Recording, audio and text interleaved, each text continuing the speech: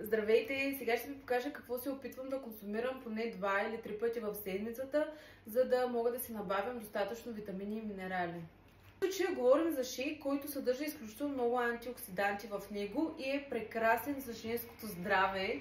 А звездата на шейка са тези боровинки, които са диви горски боровинки. Аз съм се замразила около 20-30 такива пакетчета. Надявам се да ми стигнат за зимата и така ще ми е спокойно, че съм консумирала предостатъчно от този женски еликсир. Аз немалко пъти съм говорила колко са полезни боровинките за всяка една жена.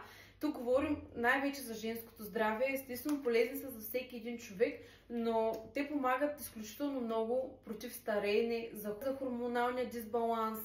Ако една жена иска да забременее, те са изключително благоприятни, както и за бременните, така и за жените, които искат и планират бременност. Те са една от най-мощните храни за женската сила и плодородие, така че хайде да започваме. Тук ще са ни нужни боровинки, разбира се, и шейкът на Herbalife, който не е задължителен, но аз, честно казано, тези боровинки не мога да ги консумирам просто ей така, защото на вкус са ужасни.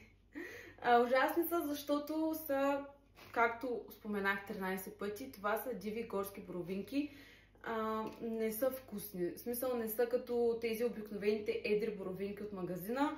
Имат не особено приятен вкус, киселеят, а пък с този шейк на Herbalife изобщо не се усеща вкуса на боровинките, което за мен е изключително приятно, защото, вярвайте ми, няма как да консумирам това нещо всеки ден, а това е за мен един много алтернативен вариант.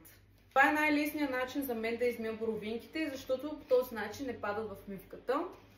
И следващото нещо, което ще ни е нужно, е бадемово мляко. Много се филмирам, когато говоря на видео, на живо не е по-различно, не знам защо, откъде идва тая работа. Все едно показвам нещо, кой знае какво.